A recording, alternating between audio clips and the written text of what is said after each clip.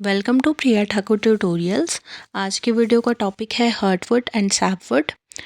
So first of all, what is heartwood? Heartwood is the inner dark colored part of the wood of the tree composed of dead cells filled with resin, gums, tannins, etc. In such wood conduction doesn't occur.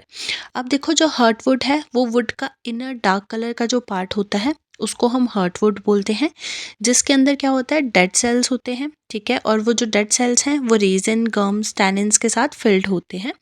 और ये जो would का part होता है means जो heartwood होती है वहाँ पे कंडक्शन नहीं होती है, क्योंकि वहाँ पे डेड सेल्स प्रेजेंट होते हैं जो कि कंडक्शन नहीं कर पाते हैं। ऑन अदर हैंड अगर हम सैपवुड की बात करते हैं, sapwood is the outer light coloured region of the tree trunk consisting of living cells and helps in translocation. अब जो सैपवुड है वो आउटर पार्ट होता है वुड का जो कि लाइट इन कलर होगा। इसके अंदर जो है वो सारे लिविंग सेल्स होते हैं और ये जो लिविंग सेल्स हैं ये ट्रांसलोकेशन में हेल्प करते हैं। सो हम ओवरऑल ऐसा बोल सकते हैं कि जो हार्टवुड है वो इनर डार्क डार्क कलर का पार्ट होता है वुड का, जिसके अंदर जो है वो नॉन लिविंग सेल्स होते हैं which are filled with resin, gums, tannins etcetera.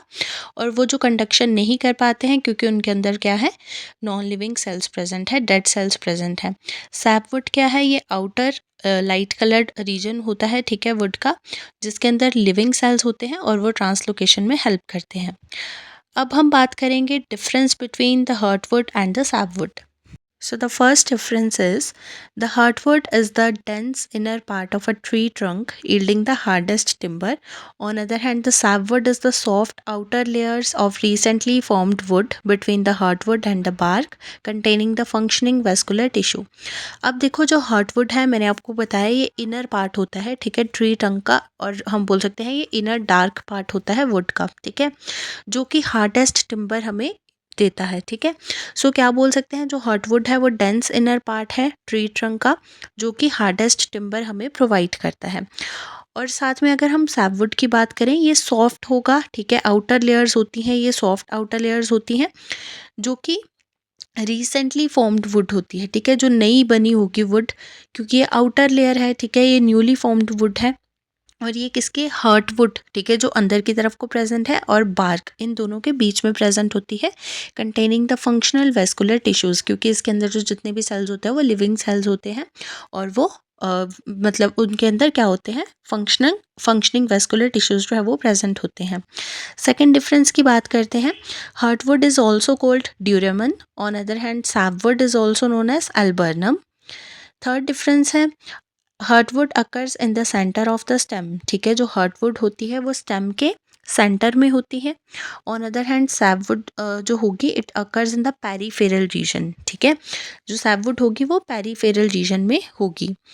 Fourth difference है cells are comparatively older and most of them are dead, ठीक है, मैंने आपको ऑलरेडी बताया कि जो हार्टवुड होगी उसके अंदर जो सेल्स होते हैं वो बहुत ज़्यादा ओल्डर सेल्स होते हैं और वो डेड सेल्स होते हैं। ऑन अदर हैंड सैपवुड में देखें cells are younger and most of them are alive, ठीक है, जो सैपवुड है वो न्यूली फॉर्म्ड वुड है, उसके अंदर यंगर सेल्स प्रेजेंट होंगे और वो सारे सेल्स जो है वो लिविंग होते हैं, अलाइव होते हैं। नेक्स्ट डिफरेंस देखते हैं, डार्क इन कलर होगी heartwood and light in colour होगी sapwood.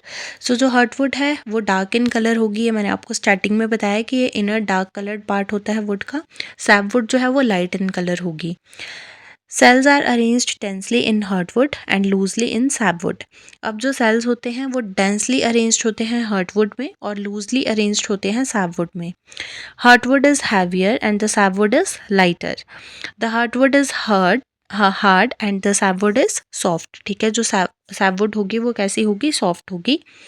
Heartwood contains more lignin and sapwood contains more cellulose, ठीक है, जो हार्टवुड होगी उसमें ज़्यादा लिग्निन प्रेजेंट होगा और जो सैपवुड होगी उसमें ज़्यादा सेलुलोज प्रेजेंट होगा। Heartwood serves as the insulator and the sapwood serves as a conductor, ठीक है, जो हार्टवुड होगी वो एज अ इंसुलेटर सर्व करती है और जो सैपवुड है वो एज अ कंडक्टर सर्व करती है। Heartwood mainly contains the dead and non-functional secondary xylem. On other hand, the sapwood contains the living and functional secondary xylem. अब देखो जो हार्टवुड है, ठीक है, उसके अंदर क्या है, dead and non functional secondary xylem present है। इसके पीछे क्या रीजंस है कि उसके अंदर सारे जो है वो नॉन लिविंग सेल्स हैं, डेड सेल्स प्रेजेंट हैं। ठीक है, जो कि रेजिन, गम्स एंड टेनिन के साथ फिल्ड है, वो कोई भी जो है वो सेल्स जो है वो फंक्शनिंग भी नहीं है, ठीक है, वो ना तो वो ट्रांसलोकेशन में हेल्प करते हैं। सो कैसे हैं, dead and non functional secondary xylem जो है वो प्रेजेंट होगा हार्टवुड में। सैपवुड की बात करें, वहाँ पे सारे लिविंग सेल्स है क्योंकि वो न्यूली फॉर्म्ड वुड है, ठीक है, और उसके अंदर क्या होंगे, living and functional secondary xylem जो है वो प्रेजेंट होगा। Heartwood is responsible for providing structural support to the tree. On other hand, the sapwood transport water and nutrients while providing structural support.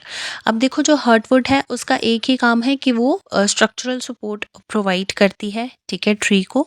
अगर हम sapwood की बात करें, वो water transportation भी करती है, ठीक है, water and nutrients transportation करेगी क्योंकि उसके अंदर क्या है, सारे living cells है जो कि ट्रांसलोकेशन में हेल्प कर रहे हैं, और साइड बाय साइड वो स्ट्रक्चरल सपोर्ट भी प्रोवाइड करती है। Heartwood is durable, resistant to insects and fungal infections, ठीक है। अब देखो जो हार्टवुड है, ठीक है, वो ड्यूरेबल वुड होगी और वो fungal infections and insect resistant होगी क्योंकि उसके अंदर जो सारे सेल्स हैं वो कैसे हैं, नॉन लिविंग सेल्स हैं। ऑन अदर हैंड अगर हम सैपवुड की बात करते हैं, वो नॉट ड्यूरेबल होगी, उसकी ज़्यादा ड्यूरेबिलिटी नहीं होती है और वो fungal infections and insect attacks के लिए ज़्यादा प्रोन होती है, ठीक है। एग्जाम्पल की बात कर लेते हैं, हार्टवुड में हम एग्जाम्पल ले सकते हैं ब्लैक वॉलनट का, सैपवुड में एग्जाम्पल आ जाएगा white oak. So here is the diagram of heartwood and sapwood. अब देखो अगर हम ट्री ट्रंक को काटते हैं, ठीक है, ट्री के जो ट्रंक होती है उसको अगर हम कट करते हैं तो हमें इस तरह की जो है वो उसकी अपीयरेंस दिखेगी, ठीक है, इस तरह का वो हमें अपीयर होता है, जिसके अंदर जो उसका इनर पार्ट होगा, ठीक है, वो एक राउंड हमें डार्क कलर का दिखता है, डार्क ब्राउन कलर का दिखता है, और जो आउटर थोड़ा उसके क्लियर होगी वो हमें लाइट इन कलर दिखती है। सो जो वो हमें डार्क कलर का सेंटर का रीजन दिखता है उसको हम हार्टवुड बोलते हैं, और जो उसके अराउंड जो एक और हमें दिखता है उसको हम सैपवुड बोलते हैं। सो ये जो हार्टवुड है, ठीक है, ये ज़्यादा स्ट्रॉन्ग वुड होती है, इसके अंदर सारे नॉन लिविंग सेल्स होते हैं जो कि ट्रांसलोकेशन में हेल्प नहीं करते हैं। ये जितने भी नॉन लिविंग सेल्स होते हैं इनके अंदर क्या फिल्ड होता है, रेजिन, गम्स, ठीक है, वो इनके अंदर फिल्ड होता है। और जो सैपवुड है जो आउटर की तरफ को प्रेजेंट है, इसमें सारे लिविंग सेल्स होते हैं जो कि ट्रांसलोकेशन में हेल्प करते हैं, transport of water and nutrients में हेल्प करते हैं। और ये जो आउटर है, मतलब जो सैपवुड है, ठीक है, ये न्यूली फॉर्म्ड वुड है। So this is the difference between the heartwood and the sapwood.